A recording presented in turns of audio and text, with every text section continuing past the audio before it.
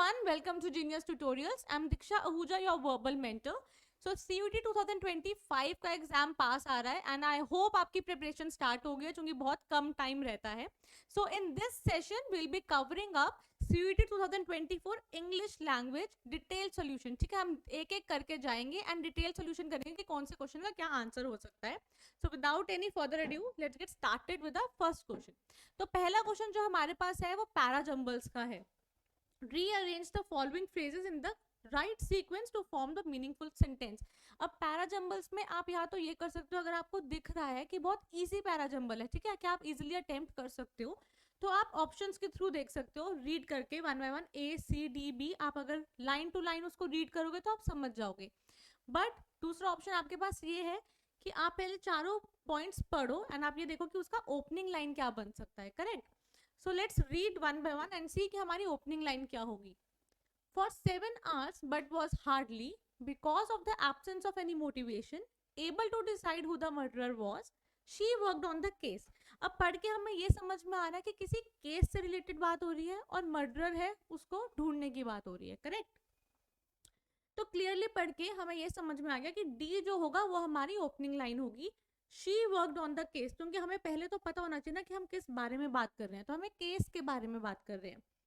तो this means हमारा option number 1 and option number D gets eliminated over here. Now remaining second and third, उसमें हम पढ़ के देख लेते हैं कि D A C B fit आएगा या फिर D C B A will fit best. So let's see D A C B.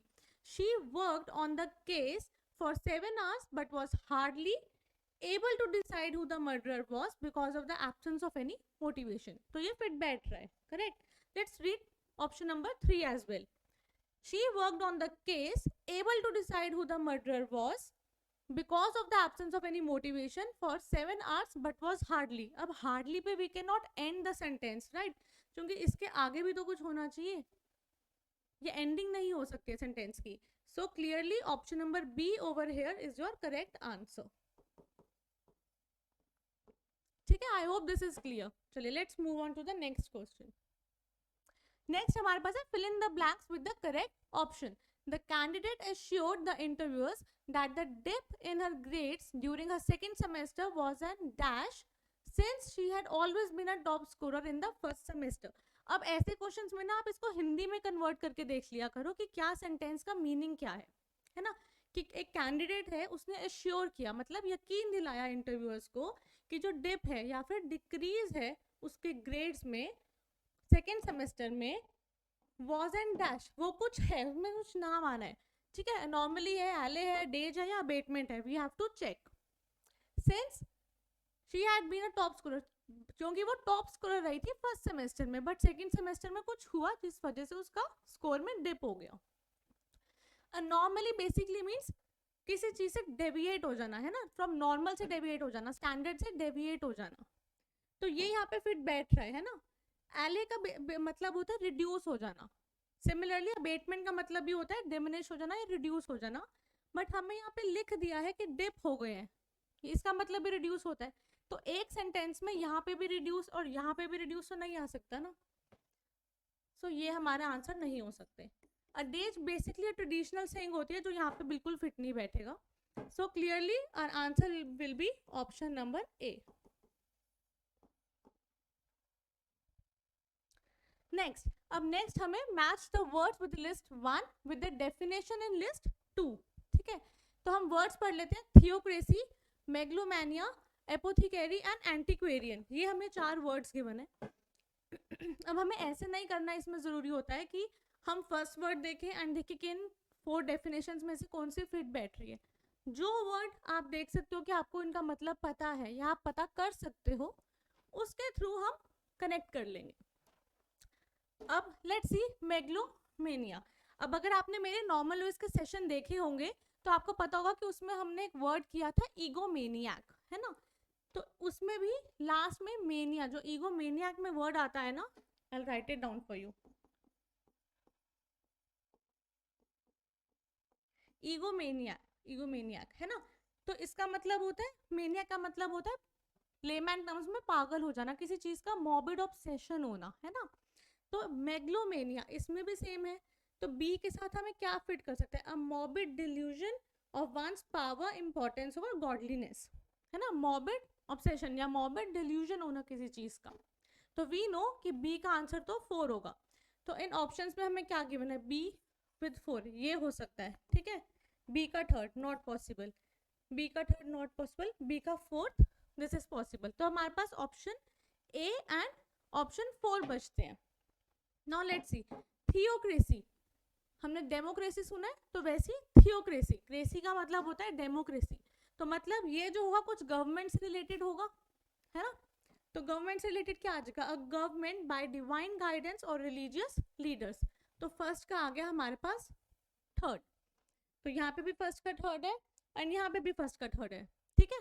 अब हमारे पास बचता है एंटीक्वेरियन। अब एंटीक्वेरियन में हमें दिख रहा है एंटीक वर्ड आ रहा है, करेक्ट। तो एंटीक का मतलब क्या हो सकता है कि कुछ हम पहले की बात कर रहे हैं, है ना, पुराने की बात कर रहे हैं। तो उसमें क्या आ जाएगा, one who collects and studies objects और artistic works from the distant past, पुरानी चीज की बात कर रहे हैं। तो डी का आंसर आ जाएगा सेकेंड, जो यहाँ पे है, इसमें हमें डी का फर्स्ट दे रखा है, तो option A will be the correct answer. Next, fill in the blanks with the correct option. A small dash between two children ended up as a group fight, है ना। अब वैसे हम इसको हिंदी में कन्वर्ट कर लेते हैं कि स्मॉल क्या क्या हुआ होगा, कुछ छोटा सा जिससे वो बड़ी चीज बन गई, है ना, ग्रुप फाइट में कन्वर्ट हो गई। तो altercation, match, contest, race. Match, contest और रेस तो बिल्कुल ऐप नहीं है इसमें, क्योंकि उससे कोई लड़ाई थोड़ी ना हो जाएगी, है ना। Altercation basically means verbal dispute, ये भी एक वर्ड था जो हमने नॉर्मल यूज के सेशन में फर्स्ट सेशन में किया था। तो ऑल्टरकेशन का मतलब होता है कि कोई मुंह से जब लड़ाई करता है ना, फिजिकल लड़ाई नहीं होती है, मुंह से बोल के जो वर्ड्स के थ्रू जो लड़ाई होती है उसको हम वर्बल डिस्प्यूट या ऑल्टरकेशन कहते हैं। A small altercation between two children ended up with a group fight. So option A over here will be your correct answer. Next, replace the underlined word with the most appropriate synonym। अब हमें इसका मिलता जुलता closest meaning बताना है। For some time now, we have been toying with the idea of transferring all our business from physical to online sales only। अब toying का क्या मतलब हो सकता है ना, क्लियरली पढ़ के हमें समझ में आ रहा है। toying का मतलब होगा considering, क्योंकि वो कंसिडर कर रहे हैं कि वो ट्रांसफर करने अपना business physical to online sales. Launch मतलब कुछ न्यू लॉन्च करना होता है तब होता है, बट यहाँ तो रनिंग बिजनेस है। शोइंग का मतलब यहाँ फिट नहीं बैठ रहा। For some time now they have been showing with the idea, consider करेंगे ना आइडिया को, शोइंग थोड़ी ना करेंगे। सिमिलरली केयरफुल भी फिट नहीं बैठ रहा। So option C over here is your correct answer. Next, the next question which we have here is select the word opposite in meaning to the underlined word। अब इसमें हमें antonym बताना है। At first, the workers were agreeable to the proposals of their manager, but later they were reconciled to the new proposals। अब reconcile का मतलब क्या होता है? Reconcile basically means कि पहले तो तुमने एक चीज को अपोज किया, बट फिर तुम उसमें एग्री कर गए, है ना। पहले डिसएग्रीमेंट था, अब एग्री हो गए। और हमें एंटोनिम बताना है, याद रखना। मेक श्योर कि आप गलत ना कर दो कि यहाँ पे उसका जो मीनिंग है वही मार्क कर दो। कभी कभी ना एक ऑप्शन सिनोनिम या बाकी तीनों ऑप्शन सिनोनिम दे दिए जाते हैं, जो स्टूडेंट है वो मार्क कर देते हैं। तो मेक श्योर ये गलती बिल्कुल मत करना। फर्स्ट ऑप्शन जो हमें दे रखा है रेजिस्टेंट। रेजिस्टेंट का मतलब क्या होता है? जब आप किसी चीज को अपोज करते हो ना कि हमें ये नहीं करनी, रेजिस्टेंट हो जाते हो आप। Next is estrange. रेजिस्टेंट तो फिर नहीं आएगा। Next is estrange. एस्ट्रेंज्ड का क्या मतलब होता है? Estrange means to cause someone, कि हमें इससे अग्री नहीं कर रहे हैं हम, है ना, कि हम इनसे बिल्कुल भी डिसएग्रीमेंट में है, एग्री नहीं करेंगे। तो ये हो सकता है एंटोनिम ऑफ रिकंसाइल, क्योंकि रिकंसाइल का मतलब ये होता है कि हमने एग्री कर लिया था। कॉपरेट का मतलब फिर वही हुआ कि हम इसमें कॉपरेट कर रहे हैं, हम मान रहे हैं इनकी बात, तो वो भी नहीं हो सकता। एग्रीड का मतलब भी सेम कि हम मान रहे हैं। तो ये जो बाकी सब ये दोनों तो सिनोनिम हो गए ना रिकंसाइल के। तो basically estrange will be the antonym of the word So option B will be your correct answer. Let's move on to the next question. Okay, अब इसमें हमें sentences and words दिए हुए हैं and we have to match them. She was able to give a dash explanation in the court for her presence near the crime scene. अब इन सब में points में भी आप words देख लो कि इन चारों words में से आपको किसका meaning पता है, ठीक है? तो अब let's see, हमें collaborate का meaning पता है ना कि हमें मिल के काम करना है, collaborate करना है किसी चीज में. The Rockland Hospital dash with aims to conduct a free cancer screening camp. तो क्या किया होगा उन्होंने? collaborate किया होगा, है ना, एसोसिएट किया होगा. सो ऑप्शन बी के जो बी के साथ है वो तो आएगा फर्स्ट. तो ऑप्शंस में देख लेते हैं कौन सा है. बी के साथ थर्ड, नॉट पॉसिबल. बी के साथ फोर्थ, नहीं है आंसर. बी के साथ सेकंड, नहीं है. सो क्लियरली तीनों ऑप्शंस कैंसिल हो गए. बी के साथ first, option number 3, option number C will be our answer. हम बाकी पॉइंट्स भी, बाकी सेंटेंसेस भी डिस्कस कर लेते हैं. ए के साथ है third. She was able to give a dash explanation in the court for her presence near the crime scene. So she was able to give a credible मतलब जो मानी जा सके, जो सच हो, ठीक है. नेक्स्ट क्या है? C with fourth. Though she has shown only 4% improvement in achieving her target, yet her efforts are creditable, कि उसको सराहनीय है. बहुत कम उसने ग्रोथ की है बट फिर भी ठीक की है. And with D we have second. The doctors gave the prognosis by dash their diagnosis with several tests. Corroborating, है ना, corroborate किया डॉक्टर्स ने. तो corroborate का मतलब क्या होता है? सपोर्ट किया उनकी स्टेटमेंट को, है ना, उनका साथ दिया. तो डॉक्टर्स ने साथ दिया, corroborate किया their diagnosis with several tests. So option number C over here is the correct answer. Next, fill in the blanks with the correct option. Most of the guests arrived for the concert dash bus. अब clearly sentence पढ़ के हमें पता चल रहा है कि concert by bus. But by bus क्यों आएगा? तो basically जब आप किसी transportation की बात करते हो ना, mode of transportation, so you put by, है ना, जो उनका prefix होता है वो by आता है. By bus, by train, by car, by plane, है ना. तो बाय हमारा आंसर होगा इसमें. But by not all other options. With के किसके साथ लगता है? कॉन्सर्ट विद बस. विद नहीं लग सकता बिकॉज विद बेसिकली यूज होता है जब आप किसी कंपेनियन से रिलेटेड बोलते हो, है ना, कि I am coming with my brother, my mother, है ना, with brother, with mother, with sister, तो उनके लिए होता है. तो यहाँ पे नहीं आएगा. फ्रॉम फ्रॉम तब यूज होता है जब आप एक डेस्टिनेशन से दूसरी डेस्टिनेशन पे जाते हो, है ना. किसके थ्रू जा रहे हो? हम बस के थ्रू जा रहे हैं, उसमें हम बाय लगाते हैं. Through. Most of the guest arrive for the concert through बस. नहीं, थ्रू बस नहीं आ सकता क्योंकि थ्रू हम यूज करते हैं जब हम किसी रूट को बताते हैं ना, through this route, via this route, ऐसे करके. तो थ्रू तब यूज होता है. So option number A over here is your correct answer.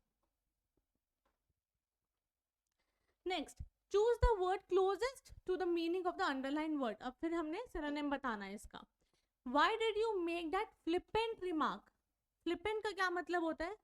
Flippant basically when someone is disrespectful to the other person, है ना. तो option number B is your correct answer.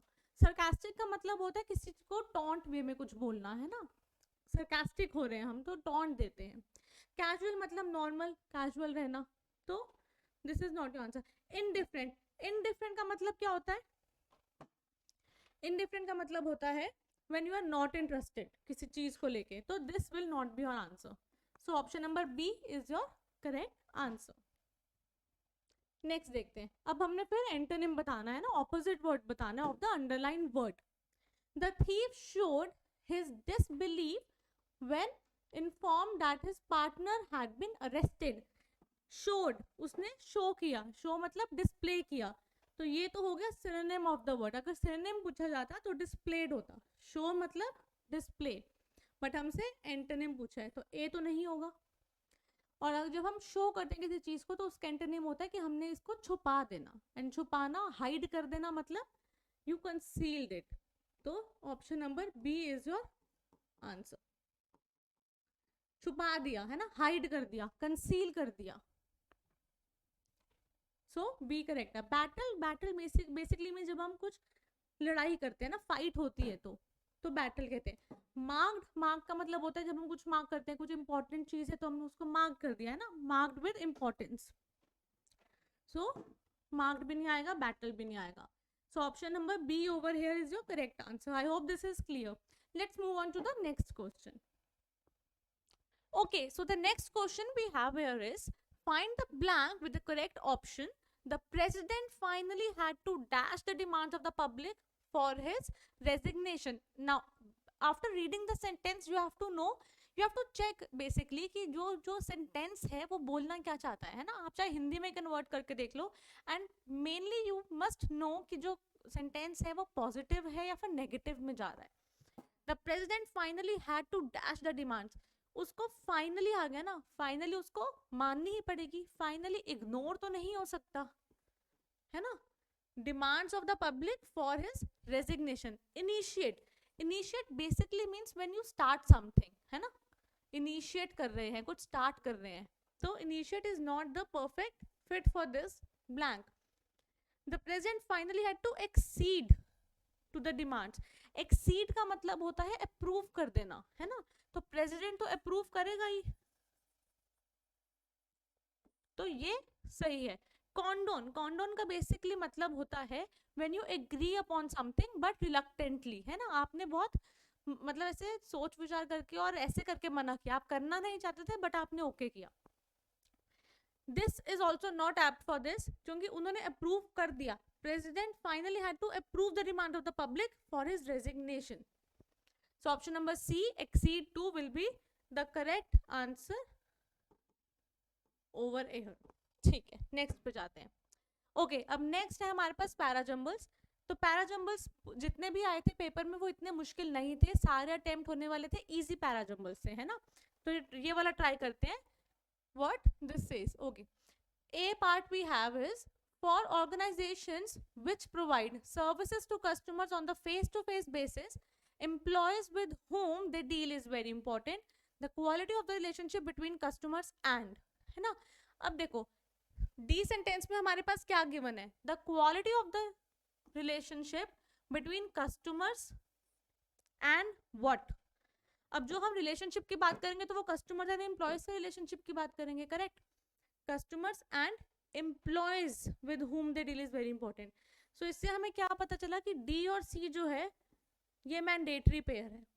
अब हम एक बार ऑप्शंस में चेक कर लेते हैं कि किस किस ऑप्शंस में डी और सी एक साथ आ रहे हैं. इसमें आ रहे हैं, इसमें नहीं आ रहे, इसमें ए है बीच में तो ये कैंसिल हो गया.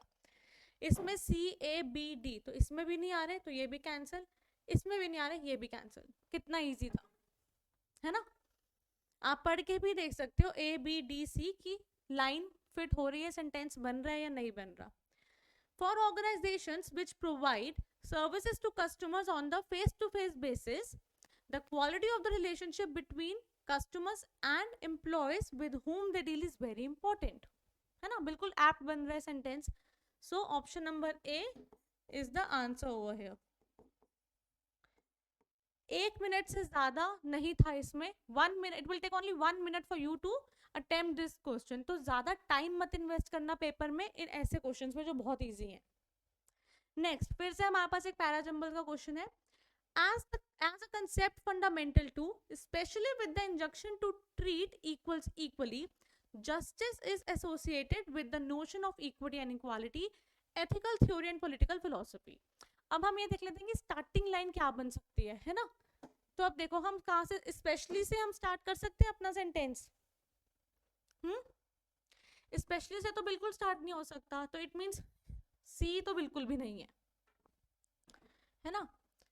As the concept fundamental to, A से स्टार्टिंग हो सकती है, ए से स्टार्टिंग है ना कि हम बताना स्टार्ट कर रहे हैं, ये है ये वाला सेंटेंस. सी से starting, justice is associated with the notion of equity and equality as the concept fundamental to, especially with the injunction. अब मैं सेकेंड पॉइंट पढ़ के देख रही हूँ जैसे उन्होंने बताया है. ये C A B D है ना. Justice is associated with the notion of equity and equality as the concept fundamental to, especially with the injunction. अब especially to especially ये तो ग्रामेटिकली ठीक नहीं है ना, क्योंकि ये तो कोई सेंटेंस ही नहीं बन रहा, ये तो इंग्लिश की कोई सेंस ही नहीं हुई ना. Fundamental to especially with the injunction, no, तो सेकंड भी नहीं हो सकता. Now we are left with option number A and option number D. A हमें क्या कह रहा है, D B C A, ethical theory and political philosophy, especially with the injunction to treat equals equally. Justice is associated with the notion of equity and equality as a concept fundamental to. Ending की line अच्छी नहीं लग रही, ए से and नहीं हो रहा अच्छे से, है ना. How can we and fundamental to, to क्या, no. So option number D over here is correct, A D C B, ये सही वो है, सीक्वेंस है. A D C B. As the concept fundamental to ethical theory and political philosophy, justice is associated with the notion of equity and equality, especially with the injunction to treat equals equally. Perfect, है ना, बिल्कुल ठीक बन रही है. So option number D over here is your correct answer. Next देखते हैं. Now you have to match the following, match the idioms with the meaning. अब idioms में क्या होता है कि जैसे हमें पता है कि मैच द फॉलोइंग 4 idioms आए हुए हैं. देयर इज अ पॉसिबिलिटी कि मैच द फॉलोइंग में से ना आपको 4 या 5 idioms हैं, तो आपको सारे नहीं आते होते, आने होने चाहिए. इट्स वेरी इंपॉर्टेंट, आप पूरा अच्छे से पढ़ के आना. बट बाय चांस अगर आपको नहीं आते हैं ये इन 4 में से, तो आप ये देख लेना कि सबसे ईजी कौन सा है जो आपको आता है. एंड मेक श्योर कि कभी कभी ऐसा हो जाता है कि जो आपको पता होता है वो ही एक ऑप्शन में करेक्ट होता है ना, तो वही ऑप्शन आपका आंसर होगा. तो हम बीच में से सबसे पहले इजी निकाल लेते हैं.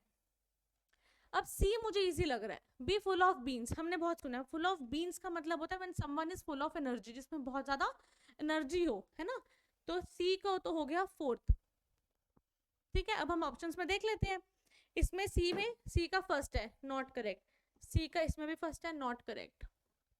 इसमें सी का सेकंड है, नॉट करेक्ट. अब क्लियरली हमारे पास ऑप्शन ए ही बचता है सिर्फ, है ना. ए का third, blow the gap, is basically when you divulge a secret, कि तुमसे सीक्रेट नहीं रखा गया and you blow the gap. B first, at the end of your tether is basically feel unable to deal with something. Okay. want to curl up and die, है ना. want to curl up and die का basically मतलब होता है when you are very ashamed and embarrassed. terribly ashamed and embarrassed is want to curl up and die. So option A over here is the correct answer. चलिए next करते हैं. Okay, now you have to match the following with the prepositions, है ना. Sentences given है and हमें prepositions बताने हैं. Now reading the first sentence, the edited version of an article is indistinguishable dash her first version. indistinguishable word जहाँ आ जाता है या distinguishable भी आ जाता है, तो उनके साथ हमेशा from रखता है ना, क्योंकि हम differentiate कर रहे हैं. from indistinguishable from her, है ना, अलग कर रहे हैं. तो अब हमें पता है कि इस ए के साथ तो आएगा फोर्थ ऑप्शन, तो ए के साथ फोर्थ, इसमें भी नहीं है, इसमें भी नहीं है, इन दोनों में है ना. तो इन दोनों में और चेक कर लेते हैं. अब सी देखो, her ideas are not all that dissimilar dash mine. हम कैसे बोलते हैं, similar to that, similar to this, है ना. तो सिमिलर के साथ हमेशा टू यूज होता है और डिसिमिलर के साथ भी टू ही यूज होगा. तो मतलब सी का तो हो गया सेकेंड, यहाँ पे सी का सेकेंड है, यहाँ पे फर्स्ट है, तो ये नहीं होगा. Option number A is your correct answer. B के साथ first, I just don't feel any affinity dash his prose style, it's too caustic, है ना. तो बी के साथ हमारा क्या आ गया, first with his prose style. Perfect. It would be wrong to mistake his diffidence dash his ignorance और coldness, for his ignorance and coldness. तो ए हमारे पास आ गया सही answer. Next, again we have to rearrange the parts in the correct sequence. 16 question, हाँ. तो A part पढ़ लेते हैं एक बारी. Students with tools for critical thinking, cooperative learning is an that enhances creativity and provides eclectic and unique teaching method, है ना. easy है, बहुत ज़्यादा मुश्किल क्वेश्चन नहीं है. अब हमें क्या पता चल रहा है साफ देखते ही, that enhances creativity and provides, that क्या, we don't know, तो C से स्टार्ट नहीं हो सकता है ना, सी से तो बिल्कुल स्टार्ट नहीं हो सकता, क्योंकि हमें पहले पता तो हो कि जो डैट इनहांस की बात कर रहे हैं, व्हाट, क्या इनहांस हो क्या रहा है ना। स्टूडेंट्स विद टूल फॉर, अब हम ये ए पढ़ के देख लेते हैं एक बारी। Students with tools for critical thinking that enhances creativity and provides cooperative learning is an eclectic and unique teaching method, ना सूट ही नहीं कर रहा। कोऑपरेटिव लर्निंग इज एन, ये तो स्टार्टिंग होगी, क्योंकि हमें लर्निंग के बारे में बताना स्टार्ट कर रहे हैं और उसके बारे में बाद में बता रहे हैं, है ना, कि वो कैसी टीचिंग मेथड है, eclectic and unique teaching method है, तो this is also not possible. Now let's read B, cooperative thinking is an eclectic and unique teaching method, perfect. Cooperative thinking in a student is an, वो कोई student with tools होती है cooperative learning, नहीं, तो ये भी possible नहीं है। Only option number B over here is the correct answer. Cooperative learning is an eclectic and unique teaching method that enhances creativity and provides student with tools for critical thinking.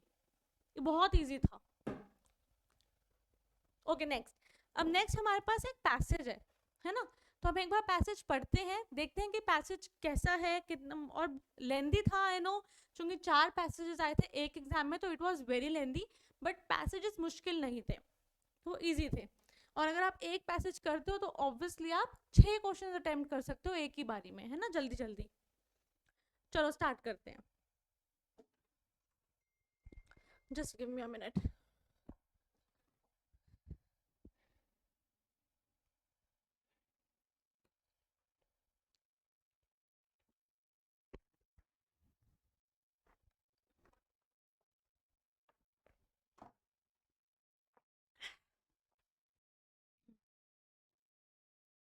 Okay, let's read the passage. When I was in my late teens and still undecided about which language I should write in, that is language one is born to, one's mother tongue. Okay, sorry, I missed this line. He told me that the language one is born to, one's mother tongue, can be the only possible medium of creative expression. अब बहुत अच्छे से पढ़ना है ये सब चीजें, जो मीडियम होता है क्रिएटिव एक्सप्रेशन का। Okay, most of his life अब किसकी बात हो रही है, माय फादर, उसके फादर की बात हो रही है। Shripad Rai had been a Hindi editor and critic, off and on he translated writing into English from Hindi, ठीक है, इंग्लिश से हिंदी ट्रांसलेट करता था वो राइटिंग्स को। He was fond of saying that a failed writer becomes a critic. Okay, the weight of his literary expectation came eventually to rest on me. He seemed happy that I was showing an inclination का मतलब कि मैं उस तरफ जा रही थी, interest बन रहा था for writing, इंटरेस्ट आ रहा था राइटिंग में। She will go far, he told my mother after reading my first story that I sent him from Melbourne. ठीक है, अब फर्स्ट पैराग्राफ से हमें क्या पता चला कि वो अपने फादर के बारे में बता रही है कि वो इंग्लिश से हिंदी ट्रांसलेट करता था सारी राइटिंग्स को, और वो खुश हुआ ये जान के कि मैं भी उसमें इंटरेस्टेड हूँ, वो सब राइटिंग में इंटरेस्ट बना रही हूँ, इंक्लाइन हो रही हूँ उसकी तरफ। My father's pronouncement on the mother tongue stayed with me when I later started writing fiction in Hindi. ठीक है, another thing that I barely acknowledged even to myself was that I felt something like shame whenever shame होती थी उसे whenever I thought of writing in English, क्योंकि उसकी mother tongue Hindi है तो उसको shame feel होता था।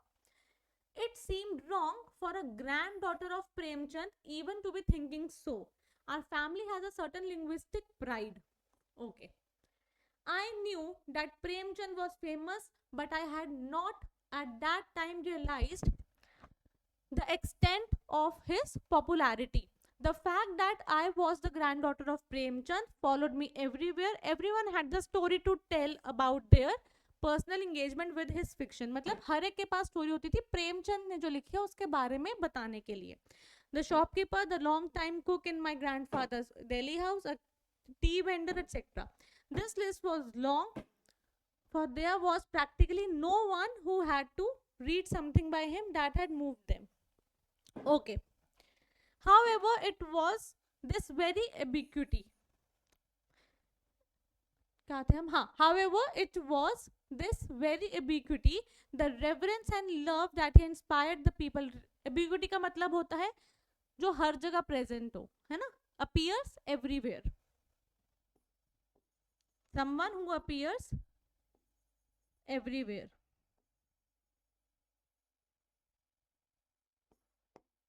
The reverence and the love that he inspired in people that made of him something too large for me to comprehend in the early years of my life. It led also to the strange feeling that without having read him and just by being related to him, क्योंकि वो उससे related थी, I had somehow inhaled his handwriting. कि पढ़ी नहीं थी मैंने उसकी किताबें या फिर उसकी writings मैंने पढ़ी नहीं थी, but क्योंकि वो उससे related थी, वो उसकी granddaughter थी, she could relate to them or inhaled his handwriting or inhaled his writings. The reading happened much later. Okay, बहुत easy paragraph था. Let's move on to the questions. जल्दी से चलते हैं. चलो. Fill in the blank with the correct option to complete the sentences. The author grew up with the expectation that she would take up editorship of the magazine, translation of literary prizes, creative writing, the job of a critic. Editorship of the magazine तो बिल्कुल भी नहीं था. Translation of literary pieces नहीं. Creative writing yes. The job of a critic no. Job of a critic उसके father की थी and उसमें भी उन्होंने ये बोला था कि जो फेल हो जाता है, someone who failed, वो क्रिटिक में चला जाता है, तो वो क्यों करेगी in any case. So C option over here is the correct answer. चलिए नेक्स्ट देखते हैं. When her father said she will go far, he meant that. अच्छा, वो क्या मतलब कर रहा था जो अपनी उसकी मदर को वो बोल रहा था she will go far. It means she will achieve great heights in life. Travel widely, no. Too far of one of these days, no. Settle far place, no. है ना? सारे बिल्कुल inapplicable से हैं, वो नहीं चलेंगे. सिर्फ option number B over here is the correct answer. Next, the author felt pressurized. अच्छा, now we have to tell the statement which is not true over here, है ना? We don't have to tell which is true. ये जरूर ध्यान से पढ़ना कि not true बतानी है. I hope this is clear. The author felt pressurized to write in Hindi because of her father. First sentence तो हमारे पास ये है. She felt obligated to carry on the legacy of Premchand. Okay, ये भी ठीक है. Her father was chauvinistic about the English language. This should be E. ऐसा कुछ दे रखा था क्या पैसेज में? Her family was chauvinistic about the English language. No, it was not mentioned in the passage. So this is not true. She was in awe of the existence or of the extensive reach of her grandfather's writing. Obviously, she was. So this is also correct. So only option number C over here is incorrect, which is why this is your answer. Okay. Next. Premchand became too large for her to understand, mainly because of, now there are 4 sentences given to you. आपको बताना है कौन से ठीक है, A या D, B और C, A और C और C और D. Okay. लास्ट पढ़ते हैं. Her constant anxiety of failing him, ऐसा था? कहीं मेंशन हुआ था ऐसा? बिल्कुल भी मेंशन नहीं था. प्रेमचंद एंड उसकी ग्रैंडडॉटर को लेके कि उसको एंजाइटी होती थी फेलिंग हिम की, no. So option number D and option number A are ruled out, है ना? क्योंकि D तो नहीं हो सकता sentence. Now we are left with A, B and C. Okay. The kind of love and reverence that he inspired in people. Correct. ये बिल्कुल ठीक है. His ability to connect with people from a walks of life. This is also correct. The fact that she feared him. डर की तो कोई बात ही नहीं की, है ना? डरने की तो कोई बात की ही नहीं पूरे पैसेज में. That she feared him. So this is also incorrect.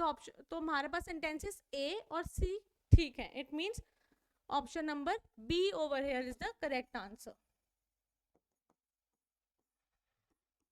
ठीक है, नेक्स्ट करते हैं. चलो. ओके. Inhaled his writing, है ना? लास्ट लाइन में मेंशन था कि बिना उसकी रीडिंग्स पढ़े ही, जस्ट विद द रिलेशन कि वो उससे रिलेटेड है, वो inhaled his writing. तो इसका मतलब क्या हुआ, imbibing his style subconsciously, subconsciously मतलब बिना कुछ किए ही हो जाना, which is correct. Being compelled to write like him, compelled किया गया था उसको कि write करो ऐसे, no. Being influenced by what people said about him, no. Her father's expectation from her, no. Only option A over here is apt, क्योंकि बाकी सब जो है वो irrelevant है. पैसेज में ये गिवन है कि उसके फादर उससे प्राउड थे, उन्होंने बोला था उसकी मदर को कि शील गो फार, बट ऐसे नहीं था कि वो बहुत एक्सपेक्ट कर रहे थे उससे और फिर वो नहीं कर पाई कुछ ऐसा, no. It was never ever mention in the passage. Next, choose the correct meaning of the word ambiguity as it appears in the passage. कि पैसेज में इसका मतलब क्या था. एबिक्विटी का मैंने आपको मतलब बताया था, विच अपीयर्स एवरीवेयर, है ना, जो हर जगह प्रेजेंट हो. तो occasional no, restricted no, unwanted no. Omni presence का मतलब होता है someone who is present everywhere, है ना. अपीयर्स एवरीवेयर और present everywhere is one and the same thing. तो omni present over here is the correct answer, which means option number C is the correct answer. I hope this is clear. चलिए, let's move on to the next question. Okay, so the next question we have here is, you have to find the synonym of the word redoubtable from the options given below. We have 4 options: flimsy, perplexing, formidable and voluble. First of all, we have to see what does the word redoubtable means. Okay, so see, redoubtable basically means when you fear someone with respect to your power, your income and your intents. Okay, so basically we can write over here कि when someone is fearsome और formidable, है ना. जैसे हम बोलते हैं कि कोई इंसान किसी को डरा के रखता है ना, डरा हुआ रहता है, तो that is redoubtable. fearsome, formidable are some of the synonym of the word redoubtable. तो formidable अगर है तो this will be your answer. Option number C is the correct answer over here. But why are other options incorrect? हम एक बार इनका meaning भी जान लेते हैं. and I'll tell you the synonym of each and every word. थोड़े बहुत कि अगर बाई चांस वो क्वेश्चंस में आ जाते हैं तो ये आपको पता होना चाहिए. ओके, तो flimsy, what does flimsy means? चलो थोड़े बहुत एक बार redoubtable के लिख लेते हैं. fearsome हो गया, formidable हो गया, और क्या लिख सकते हैं, commanding, है ना, और we can say tremendous, invincible. So all these are the synonym of the word redoubtable. Flimsy, next is flimsy. Flimsy means when something is easily breakable. It means जब कोई चीज बहुत ज्यादा फ्रेजाइल होती है ना, ब्रेकेबल है. और we can say slight है, light in weight है, it means light हो गया. So all these are the synonym of the word flimsy. Next is perplexing. Perplexing is basically means when something is completely baffling, है ना, कुछ puzzled है, उस चीज में कुछ clear नहीं दिखता हमें. तो when something, I'll write it down over here, when something is puzzled और baffled, और क्या लिख सकते हैं, mysterious हो सकता है, bewildered. So all these are the synonym of the word perplexing. Next is voluble. Now this we have already done in a Norman Lewis session as well. Voluble basically means when someone is very talkative in nature, है ना, जब कोई बहुत बात करता है तो उसको हम voluble कहते हैं. और इसके synonym क्या हो सकते हैं, garrulous, verbose और loquacious.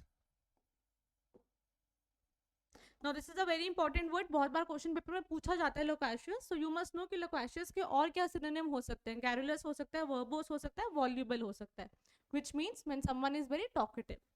So I hope this is clear. Option C over here clearly is your answer. Okay, so the next word we have is sullen. We have to tell the antonym, means opposite बताना है of the word sullen. And we have 4 options: morose, reticent, timid and genial.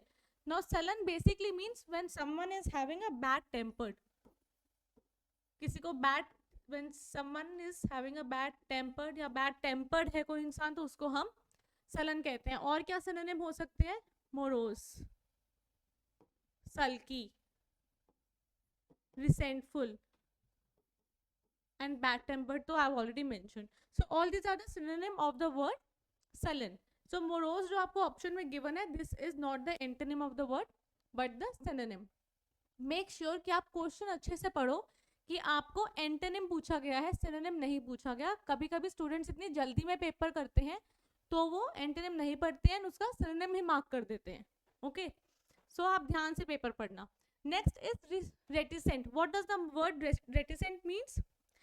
It means when someone is not revealing their thoughts, है ना, कोई अपने thoughts बता नहीं रहा है. It means they are very reserved in nature, है ना. कोई रिजर्व्ड होता है, इंट्रोवर्ट होता है, रिस्ट्रेन्ड होता है, तो वो रेटिसेंट है.